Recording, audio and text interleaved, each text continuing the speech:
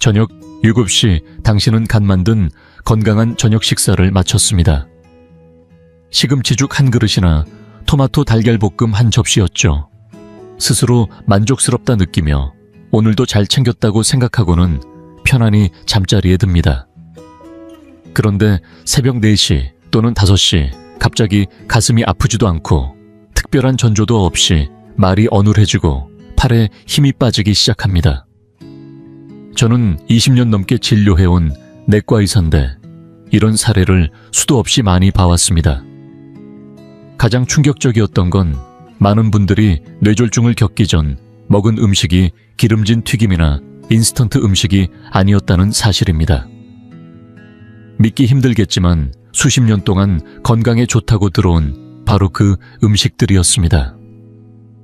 최근에 만난 환자 76세의 김정호 씨는 매일 밤 빠짐없이 시금치 샐러드에 칼슘 보충제를 곁들여 드셨습니다. 그런데 어느 날 아침 아내가 거실 의자에 멍하니 앉아있는 그를 발견했고 병원 검진 결과 경동맥이 심각하게 경화된 상태였습니다. 문제의 핵심은 바로 거기에 있었습니다. 한국심혈관 건강보고에 따르면 60세 이상 인구 중 10명 중 7명 이상이 뇌졸중 위험 요인 10가지에 해당되며 많은 이들이 무엇을 먹느냐뿐만 아니라 언제 어떻게 먹느냐가 더 중요하다는 걸 모르고 있습니다. 하지만 다행인 건 이제부터 채소를 두려워할 필요는 없다는 겁니다. 진짜 필요한 건 바로 균형입니다.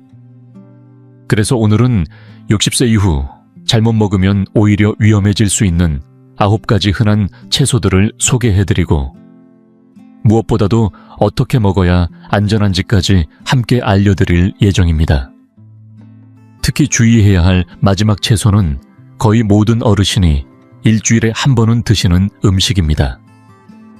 본격적으로 시작하기 전에 한 가지 분명히 말씀드리겠습니다. 이 영상은 의학적 치료가 아닌 건강 상식을 위한 교육 콘텐츠입니다. 그리고 지금 이 영상을 어느 지역에서 보고 계신지도 궁금합니다. 댓글에 남겨주세요. 만약 여러분도 지식이 삶을 바꿀 수 있다고 믿는다면 구독 버튼을 눌러 함께 해주세요. 자, 이제 여러분이 전혀 의심하지 않았을, 오히려 이게 왜 하고 웃음이 나올 수도 있는 한 가지 채소부터 이야기해 보겠습니다. 아마 거의 모든 영양사들이 추천하고 건강책마다 칭찬을 아끼지 않는 채소일 겁니다. 저희 어머니 김순자 여사님은요, 매일 아침이면 어김없이 시금치죽 한 그릇으로 하루를 시작하셨습니다. 젊은 시절부터 이어온 오랜 습관이라고 하셨죠. 그런데 어느 날 저는 어머니께 조심스럽게 말씀드릴 수밖에 없었습니다.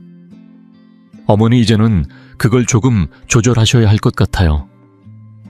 물론 시금치는 훌륭한 채소입니다. 철분도 많고 눈 건강에도 좋고 뼈를 튼튼하게 해주는데도 도움을 줍니다. 40, 50대까지만 해도 시금치는 분명 건강에 든든한 동반자입니다. 그런데 문제는 60대 이후부터 시작됩니다. 시금치가 나빠진 게 아니라 우리의 몸이 달라지기 때문입니다. 조금 쉽게 설명해 볼게요. 시금치에는 수산이라는 성분이 들어 있습니다. 처음 들어보셨을 수도 있겠네요. 젊을 때 우리 신장은 마치 맑은 계곡물처럼 흘러서 노폐물을 잘 씻어냈습니다. 하지만 나이가 들어 신장의 기능이 떨어지면 마치 느린 가을처럼 물살도 약해지고 여과력도 약해집니다. 이때 수산은 마치 고운 모래처럼 몸속에 쌓이기 시작하는데요. 더 큰 문제는 칼슘제나 비타민 D를 함께 복용할 경우입니다. 수산이 칼슘과 결합하면 시멘트처럼 딱딱한 덩어리로 구더 혈관을 서서히 막기 시작하죠. 이게 그냥 이론일까요? 아닙니다. 서울의 한 대학병원에서 2024년에 발표한 연구에 따르면 65세 이상 어르신이 수산 함량이 높은 채소를 저녁에 꾸준히 섭취할 경우 경동맥 석회화 위험이 무려 43%나 증가한다고 밝혔습니다. 이 수치를 보고 저는 한참을 멍하니 서 있었죠. 이제 진짜 있었던 이야기를 하나 들려드릴게요. 매번 이 이야기를 떠올릴 때마다 마음이 아픕니다. 주인공은 김도철 어르신, 올해 78세이신 전직 철도 기술자입니다. 워낙 규칙적인 분이셨죠. 매일 저녁 6시 똑같은 시간에 식사하셨고 메뉴도 항상 동일했습니다. 시금치 두부국 한 그릇, 담백하고 영양도 충분하다며 좋아하셨죠. 거기에 칼슘제도 하루 한 알씩 빠짐없이 챙기셨습니다. 골다공증 예방 차원에서 말이죠. 누가 봐도 건강한 식단이었습니다. 그런데 어느 날 새벽 부인이 이상한 낌새를 느끼고 김 어르신을 흔들어 깨우는데 오른쪽 팔다리가 전혀 움직이지 않았고 말을 하려 해도 소리만 흐느적거릴 뿐이었습니다. 가 도착했을 땐 이미 황금 시간을 놓친 뒤였고 검사 결과는 충격적이었습니다. 왼쪽 경동맥이 심각하게 막혀 있었고 결국 뇌경색으로 쓰러지신 겁니다. 병실에서 부인께서 울면서 제게 물으셨어요. 우린 건강하게 살려고 했을 뿐인데 왜 이런 일이 생긴 건가요? 그 말에 저는 오래도록 말을 잇지 못했습니다. 왜냐하면 그분들은 정말로 열심히 건강을 지키고 있었거든요. 단지 아무도 언제와 어떻게 먹느냐의 중요성을 알려주지 않았던 겁니다. 이후 식사 기록을 자세히 살펴보니 문제는 명확했습니다. 시금치를 저녁에 먹고 칼슘제를 함께 복용한 습관이 3년 가까이 이어졌고 수산과 칼슘이 밤사이 대사되지 못하고 서서히 쌓이면서 그 큰 사고로 이어진 거였죠. 그렇다면 시금치를 아예 먹지 말아야 할까요? 아닙니다. 반가운 소식은 시금치를 포기할 필요는 없다는 겁니다. 단 3가지만 바꾸면 됩니다. 첫째, 시간을 바꾸세요. 시금치는 아침이나 점심에 드시고 저녁엔 피하는 게 좋습니다. 왜냐하면 낮에는 대사와 배출 기능이 활발해서 수산을 잘 처리해낼 수 있기 때문입니다. 둘째, 방법을 바꾸세요. 시금치를 끓는 물에 30초만 데쳐서 드셔보세요. 이 짧은 과정만으로도 수산의 60~70%를 줄일 수 있습니다. 데치면 영양이 빠질까 걱정하시는 분들도 계시지만 위험 요소를 줄이는 것이 훨씬 중요합니다. 셋째, 약 복용 시 주의하세요. 칼슘제나 비타민 D 혹은 혈액순환 관련 약을 복용 중이라면 반드시 주치의와 상담한 뒤 섭취량을 조절해야 합니다. 제 개인적인 권장량은 일주일에 2~3번이면 충분하고 매일 드실 필요는 없습니다. 한방에서는 아무리 좋은 것도 지나치면 독이 된다고 하지요. 과하면 부담이 됩니다. 혹시 지금 이 영상을 보고 계신 분들 중에서도 매일 시금치를 드시는 분이 계시다면 댓글로 알려주세요. 얼마나 많은 분들이 이 정보를 필요로 하는지 함께 알아보면 좋겠습니다. 참고로 시금치 문제는 아직 쉬운 편입니다. 다음에 말씀드릴 채소는 훨씬 더 조심하셔야 할 겁니다. 이번에 말씀드릴 채소는 앞서 이야기한 것들보다 훨씬 더 교묘하고 위험합니다. 겉으로 보기엔 완벽한 건강식품으로 알려져 있죠. 거의 모든 사람들이 이 채소를 먹으면 몸이 더 안전해진다고 믿습니다. 항암 효과가 뛰어나고 혈관을 지켜주는 최고의 채소다. 아마 이렇게 생각하시는 분들 많으실 겁니다. 맞습니다. 이 채소는 정말 대단한 식품이에요. 항산화 작용이 강하고 나쁜 콜레스테롤을 낮추며 암 예방에도 도움을 줍니다. 한의학에서도 열을 내려주고 담을 없애준다고 하지요. 현대 영양학에서도 슈퍼푸드로 손꼽힙니다. 하지만 한 가지 문제. 여러분이 혹시 혈액을 묽게 해주는 약을 복용 중이라면 이 채소가 오히려 적이 될 수도 있습니다. 의외죠. 도대체 왜 그럴까요? 비밀은 바로 비타민 K에 있습니다. 이 성분은 뼈 건강에 아주 중요해서 젊은 시절엔 듬뿍 섭취하는 게 좋습니다. 그런데 와파린 같은 한근고제는 이 비타민 K의 작용을 억제해서 혈액이 너무 끈적이지 않게 만들어주는 원리입니다. 다시 말해 비타민 K는 혈액을 응고시키고 약은 그걸 막는 역할을 하는 거죠. 즉, 한쪽에서는 피를 묽게 하려 하고 다른 쪽에서는 굳히려 하니 몸속에서 두 힘이 정면으로 부딪히는 겁니다. 피를 하나의 강이라고 생각해 보세요. 와파린은 물기를 터주어 피가 원활히 흐르도록 도와주는 댐의 수문과 같습니다. 그런데 비타민 K는 그 강 위에 돌다리를 쌓아 흐름을 막습니다. 어느 쪽이 갑자기 세지면 균형이 깨지고 위험이 생깁니다. 2025년 대한심장학회에서 발표된 약물관리 지침에도 이 내용이 명확히 적혀 있습니다. 와파린을 복용하면서 브로콜리를 과하게 섭취한 사람은 혈액 응고 수치 INR의 변동 위험이 58% 증가했다고 하죠. 이 INA라는 건 피가 얼마나 빨리 응고되는지를 보여주는 지표입니다. 수치가 너무 높으면 출혈 위험이 커지고 너무 낮으면 혈전이 생길 수 있습니다. 어느 쪽이든 위험한 상황이죠.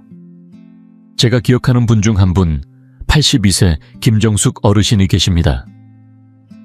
평생 중학교 교사로 일하시다 퇴직하신 후 심장판막 수술을 받으셨고 그때부터 꾸준히 와파린을 복용해 오셨습니다. 매우 성실하신 분이라 약도 한 번도 빼먹지 않으셨고 식습관도 철저히 관리하셨죠. 문제는 심장에 좋다는 이유로 일주일에 5번 이상 브로콜리를 드셨다는 겁니다. 병원 정기검진에서 INR 수치가 38까지 올라갔습니다. 정상 범위는 2에서 3 사이인데 그 수치를 넘으면 혈액이 너무 묽어져 언제든 출혈이 생길 수 있습니다. 의사는 즉시 약 복용량을 조정하고 식습관을 확인했습니다. 원인을 들은 김 어르신은 믿기지 않는다는 듯 말하셨죠. 나는 평생 학생들에게 건강한 습관을 가르쳤는데 내가 이런 실수를 하다니요. 저는 그분께 말씀드렸습니다. 이건 실수가 아닙니다. 누구나 모르고 지나치는 부분이에요. 문제는 얼마나 먹느냐가 아니라 얼마나 일정하게 먹느냐입니다. 그렇다면 와파린을 복용 중인 분은 브로콜리를 어떻게 먹어야 할까요? 정답은 간단합니다. 먹을 수 있습니다. 단 일정하게 먹는 것이 핵심입니다. 이번 주 5번 먹고 다음 주 1번만 먹는 식의 변화가 가장 위험합니다. 가능하면 매주 2, 3회 비슷한 양으로 꾸준히 드세요. 그리고 식단을 바꾸기 시작할 때는 반드시 병원에서 INR 수치를 주기적으로 확인해야 합니다. 혹시 브로콜리를 좋아하시는데 더 자주 드시고 싶다면 주치의와 상의해서 새로운 한근고제, 비타민 K의 영향을 받지 않는 약으로 교체하는 방법도 있습니다. 이런 조정을 통해 약과 음식의 균형을 맞출 수 있습니다. 사실 대부분의 문제는 무지에서 비롯됩니다. 조금만 알고 조심하면 건강도 식사도 모두 지킬 수 있습니다. 지금 이 영상을 보고 계신 분들 중 와파린을 복용 중이신가요? 그렇다면 댓글에 알려주세요. 아, 예, B 아니요, C 잘 모르겠다로 남겨주시면 다음 영상에서 이 주제와 관련된 더 구체적인 정보를 나누겠습니다. 앞서 말씀드린 2가지 채소는 약물과의 상호작용이 문제였다면 이번에 소개할 3번째 채소는 상황이 조금 다릅니다. 약을 전혀 복용하지 않는 분들에게도 해당될 수 있는 이야기입니다. 왜냐하면 이 채소의 문제는 무엇을 먹느냐가 아니라 언제 먹느냐에 달려있기 때문입니다. 그리고 이 시간의 함정에 수많은 분들이 이미 빠져 계십니다. 당신은 갓 씻어낸 상추 방울토마토 오이로 가득 채운 커다란 샐러드 한 그릇을 드셨습니다. 기름기도 없고 칼로리도 낮아 뿌듯함이 밀려오죠. 오늘은 정말 건강하게 먹었다는 만족감과 함께 잠자리에 드셨을 겁니다. 하지만 그 몇 시간 동안 당신의 혈액 속에서는 미묘하지만 중요한 변화가 일어나고 있었을 수도 있습니다. 상추 자체는 문제가 없습니다. 비타민C도 풍부하고 식이섬유도 많아 체중 관리에 도움을 줍니다. 2024년 서울의 한 의과대학 연구에서도 적당량의 생야채를 섭취한 60세 이상 어르신들의 심혈관 질환 위험이 14% 낮아졌다고 발표됐습니다. 하지만 중요한 조건이 있습니다. 바로 적당량, 그리고 적절한 시간입니다. 60세를 넘기면 밤 시간대의 기초 대사율이 무려 절반 가까이 떨어집니다. 한의학에서는 이 시간을 비장과 위장이 쉬는 시간이라 설명하고, 현대의학에서도 밤에는 신진대사 기능이 현저히 낮아진다고 이야기합니다. 즉 밤에는 음식물 처리 능력이 급격히 떨어진다는 뜻입니다. 상추의 풍부한 칼륨은 혈압 조절과 신경 기능에 꼭 필요한 좋은 성분이지만, 만약 밤늦게 많은 양을 섭취하면 신장이 제때 배출하지 못하고 혈액 속에 쌓일 수 있습니다. 이런 상황을 하나의 강으로 비유해 볼게요. 낮 동안엔 물살이 새서 강가의 흙과 모래도 잘 씻겨나가지만 밤이 되면 강물이 잔잔해지고 침전물이 쌓이기 시작하죠. 우리 혈관도 마찬가지입니다. 수분이 줄어들고 혈액 농도가 짙어지면 물이 아니라 꿀처럼 끈적해진 혈액이 느리게 흐르게 되고, 그 순간 뇌로 가는 혈류가 부족해지는 일이 생깁니다.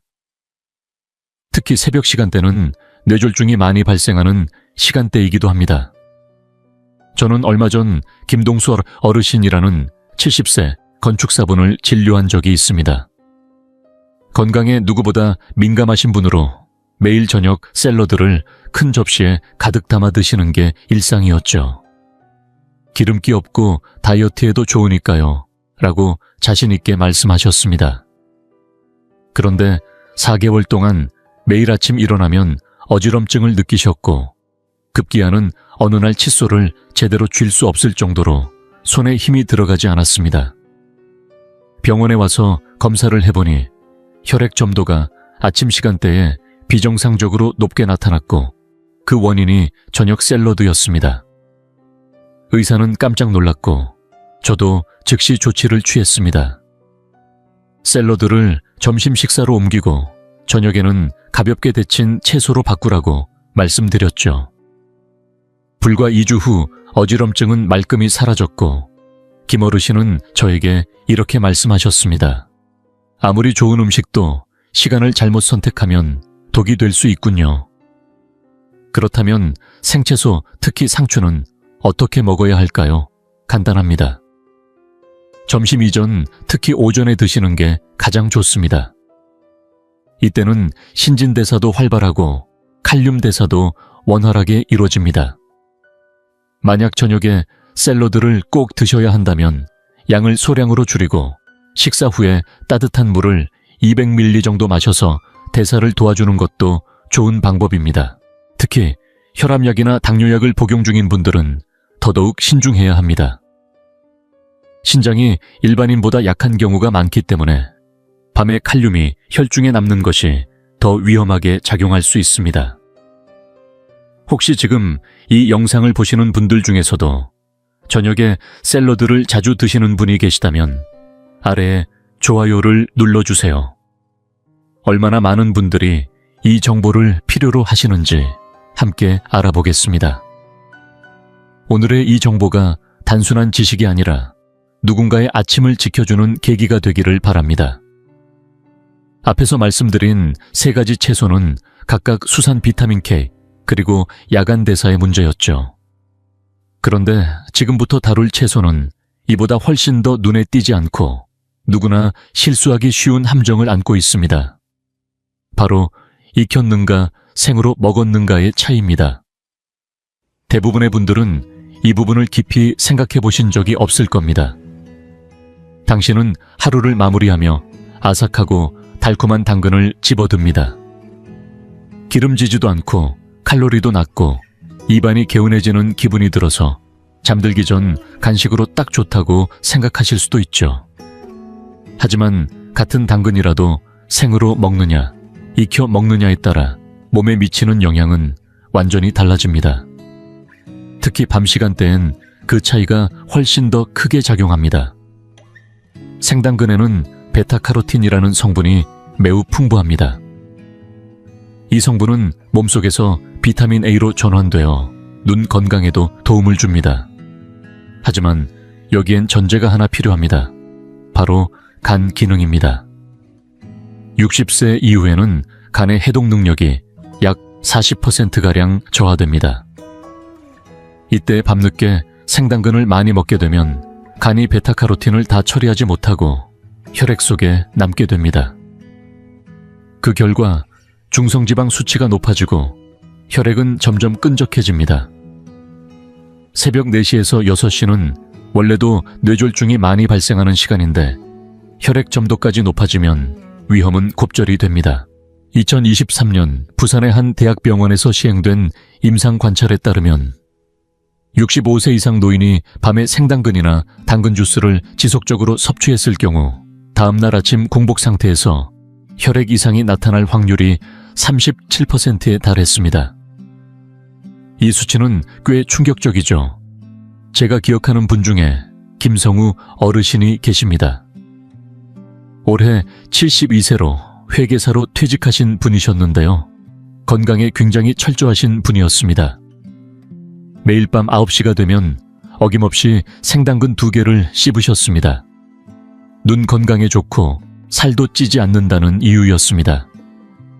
그렇게 반년 가까이 이어가던 어느 날 아침에 일어나자마자 젓가락을 제대로 잡지 못하고 말도 약간 어눌하게 나오는 걸 느끼셨습니다.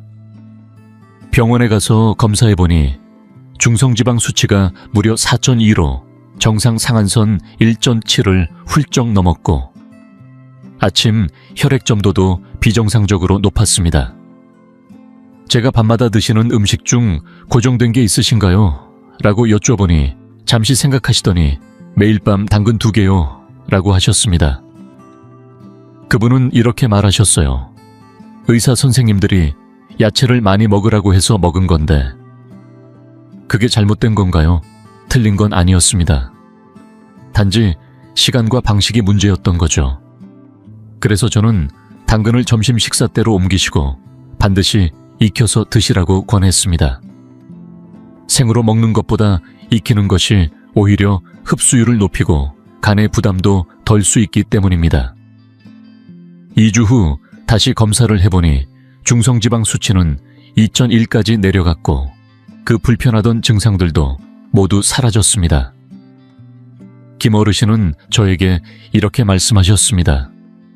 몸에 좋은 음식도 결국 타이밍이더군요. 그렇다면 당근 어떻게 먹어야 할까요? 낮 시간에 먹는 생당근은 큰 문제가 없습니다.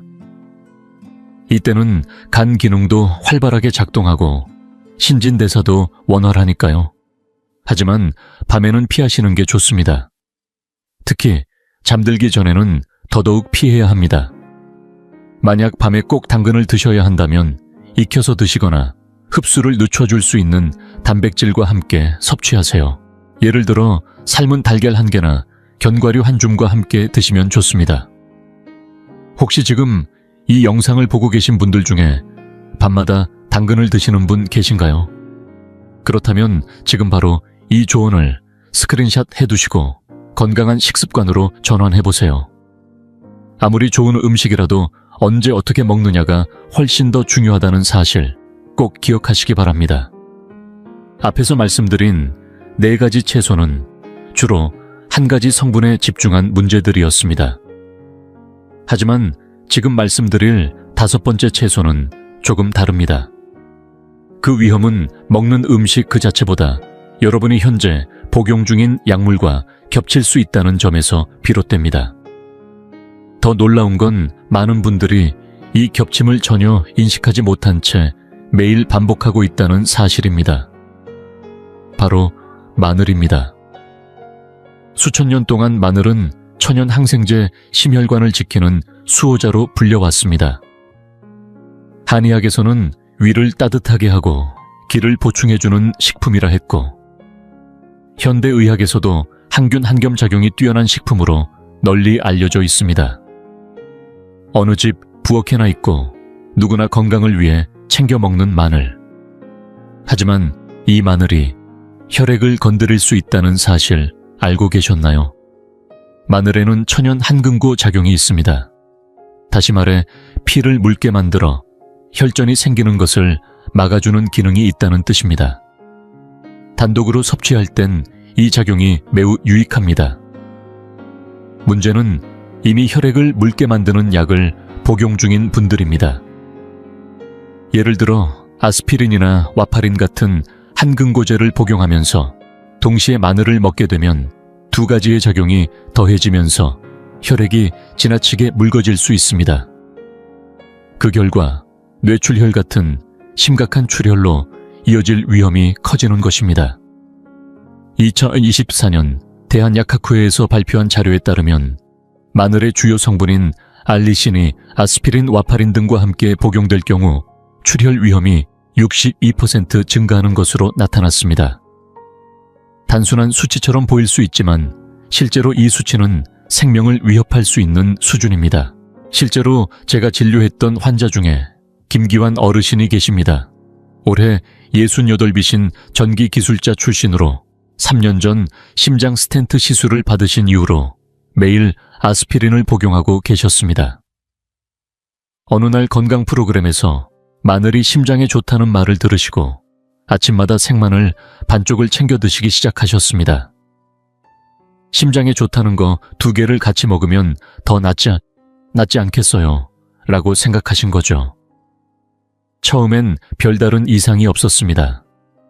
하지만 2-3달이 지나면서 잦은 코피가 나기 시작했고 어느 날은 칫솔질을 하다가 잇몸에서 피가 멈추지 않아 병원에 오셨습니다.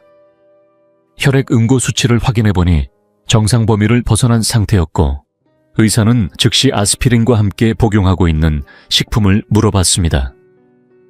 김 어르신은 그냥 마늘 반쪽밖에 안 먹는데요 라고 답하셨고 그날부터 마늘 섭취를 중단했습니다. 일주일 뒤 다시 검사를 해보니 출혈은 멈추고 응고 수치도 정상으로 돌아왔습니다. 그분은 조용히 말씀하셨어요. 심장에 좋자고 먹은 건데 이렇게 될 줄은 몰랐습니다. 바로 이 점이 핵심입니다. 많은 분들이 자연식품은 절대 해롭지 않다고 믿지만 자연스럽다고 해서 무해한 것은 아닙니다. 특히 이미 특정 약을 복용하고 있을 경우 그 조합이 어떤 결과를 낳을지는 꼭 확인해야 합니다. 그렇다면 한금고제를 복용 중인 분들은 마늘을 완전히 끊어야 할까요? 다행히 그럴 필요는 없습니다. 다만 양과 형태를 잘 조절해야 합니다. 생마늘은 한금고 작용이 강하므로 하루에 반쪽 이하로 줄이시는 것이 좋고 가능하면 익혀서 드시는 게 더 안전합니다.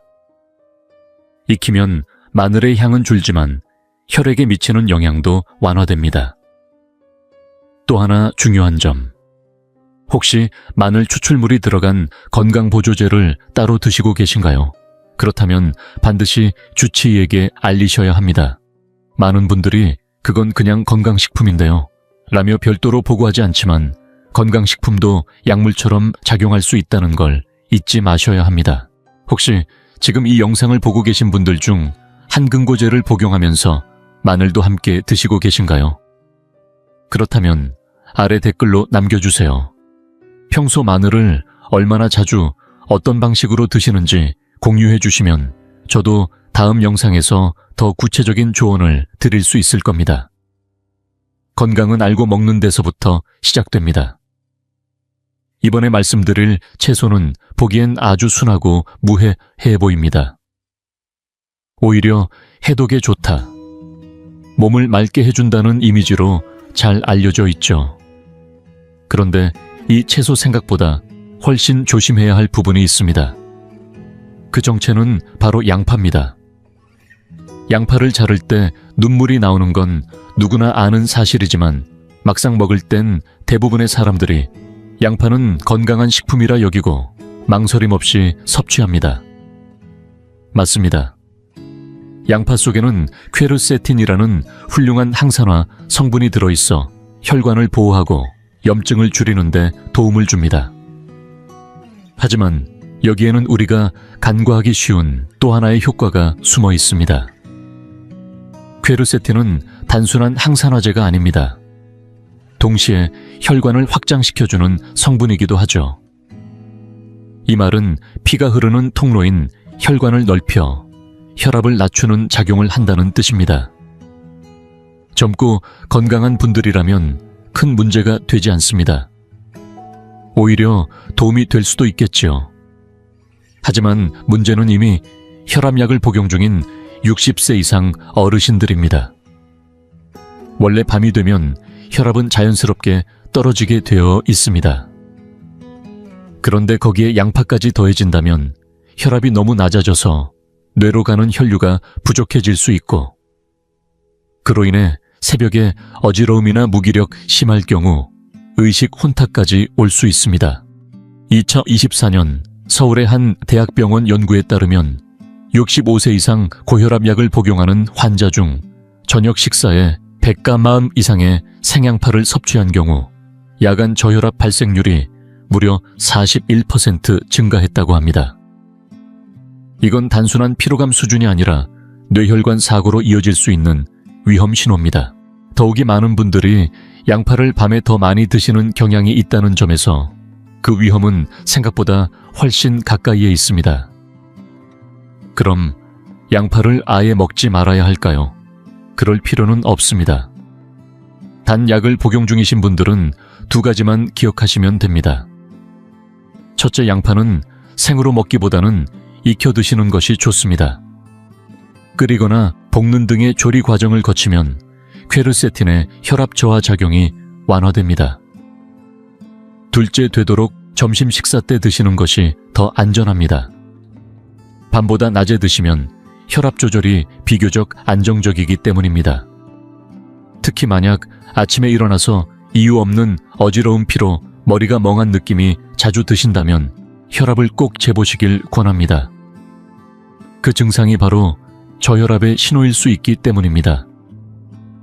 양파는 분명 좋은 식재료입니다. 하지만 어떤 분들에게는 좋은 식재료가 위험 요소로 바뀔 수 있습니다. 우리 몸은 나이에 따라 그리고 복용하는 약에 따라 달라집니다. 나에게 맞는 방법으로 먹는 것이 가장 현명한 건강관리입니다. 지금 이 영상을 보고 계신 분들 중 고혈압약을 복용하고 계신다면 오늘부터 저녁 식사 때 양파 섭취량을 한번 점검해 보세요. 단순한 습관 하나가 내일 아침의 컨디션을 바꿀 수 있습니다. 지금까지 6가지 채소에 대해 말씀드렸습니다. 아마 눈치채신 분도 계실 겁니다. 공통점이 하나 있죠. 문제는 채소 그 자체가 아니라 언제 먹느냐, 어떻게 먹느냐, 어떤 약과 함께 먹느냐에 따라 완전히 달라진다는 사실입니다. 그리고 이제부터 소개할 다음 3가지 채소는 여러분의 생각을 완전히 바꿔놓을지도 모릅니다. 왜냐하면 지금까지 평생 동안 이건 몸에 좋다고 믿어왔던 것들이 의외의 위험을 품고 있기 때문입니다. 그 첫 번째가 바로 옥수수입니다. 많은 분들이 마트에서 옥수수를 채소 코너에서 구입하고 영양 관련 책에서도 채소로 분류된 것을 보셨을 겁니다. 하지만 영양학적인 관점에서 보면 옥수수는 채소라기보다는 전분식품, 즉 곡물에 훨씬 더 가깝습니다. 왜냐하면 옥수수는 탄수화물 함량이 매우 높기 때문입니다. 중간 크기에 옥수수 1개에 들어있는 전분량은 밥 1공기와 맞먹습니다. 그런데 저녁 식사에 밥도 먹고 옥수수도 먹는다면 어떻게 될까요? 혈당이 순식간에 치솟습니다. 특히 밤 시간은 문제가 더 커집니다. 밤이 되면 인슐린 분비가 낮아지고 우리 몸은 혈당을 낮추는 속도도 느려지게 됩니다. 이때 높은 혈당이 계속 유지되면 혈관 내벽이 손상되고 장기적으로는 당뇨와 뇌혈관 질환의 위험이 높아질 수 있습니다. 실제로 2023년 경기도에 한 의과대학에서 진행된 연구에 따르면 65세 이상 어르신이 저녁에 옥수수를 자주 섭취할 경우 새벽 시간대에 혈당 급상승과 관련된 혈관 손상 지표가 뚜렷하게 증가했다고 보고된 바 있습니다. 더욱 안타까운 건 많은 분들이 옥수수를 건강한 간식으로 여긴다는 점입니다. 이 정도면 괜찮지 하고 한 개를 드시고 조금 더 먹어도 되겠지 하며 한 개를 더 드십니다. 그렇게 2개, 3개가 되고 나면 혈당은 롤러코스터를 타듯 급등하게 됩니다. 문제는 우리 혈관은 그 충격을 견디지 못한다는 겁니다. 그렇다면 옥수수를 아예 먹지 말아야 할까요? 그렇지 않습니다. 다만 채소가 아니라 곡물로 생각하고 섭취량을 조절하셔야 합니다. 즉, 옥수수는 밥의 일부라고 여기는 게 맞습니다. 만약 저녁에 옥수수를 드셨다면 밥은 줄이거나 생략하는 것이 필요합니다. 그리고 가장 좋은 방법은 옥수수를 점심 식사에 드시는 것입니다. 낮에는 활동량이 많고 인슐린 감수성도 높기 때문에 옥수수를 더 잘 소화하고 활용할 수 있습니다. 혹시 지금도 저녁 식사 후 간식처럼 옥수수를 즐겨 드시고 계신가요? 그렇다면 오늘부터는 식사로 간주해 양을 조절해 보세요. 작은 인식의 변화 하나가 혈당과 혈관 건강을 지켜주는 첫걸음이 될 수 있습니다. 건강한 선택은 제대로 아는 데서부터 시작됩니다. 지금까지 7가지 채소를 살펴보았습니다. 이쯤 되면 많은 분들이 느끼셨을 겁니다.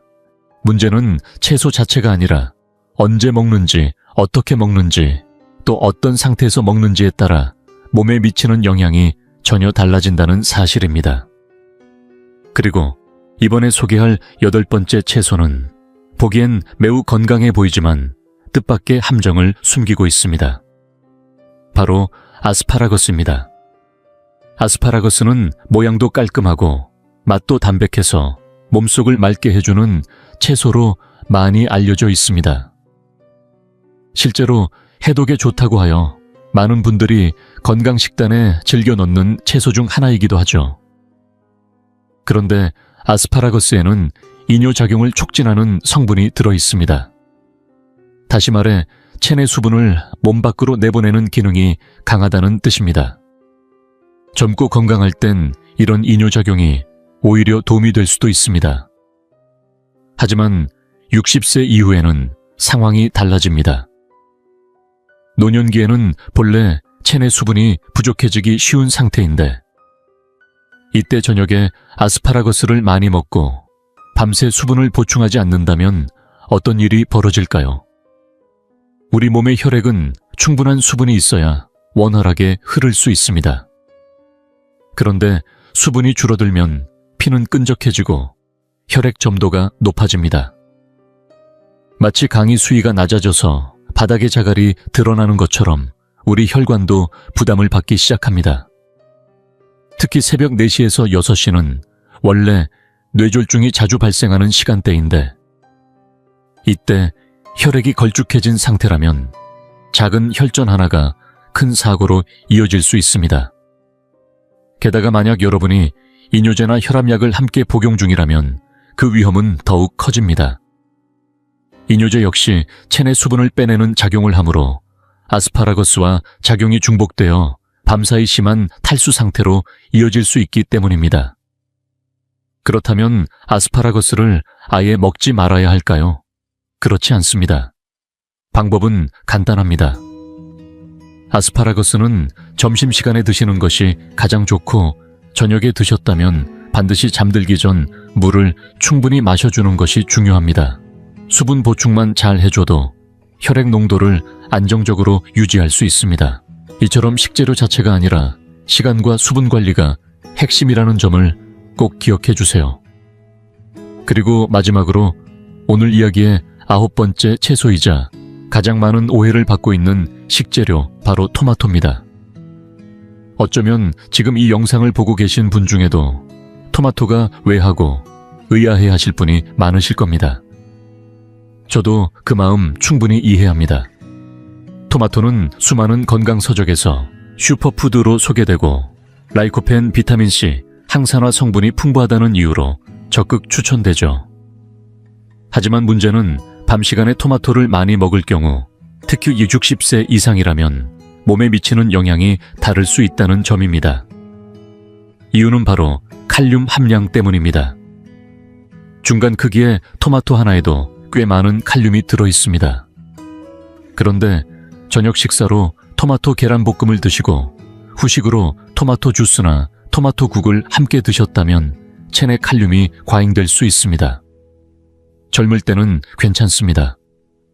하지만 60세 이후에는 신장이 칼륨을 배출하는 기능이 밤에는 크게 떨어지기 때문에 제때 배출되지 못한 칼륨이 혈액에 남게 됩니다. 이 상태가 바로 고칼륨 혈증입니다. 고칼륨 혈증은 단순한 수치 문제가 아닙니다.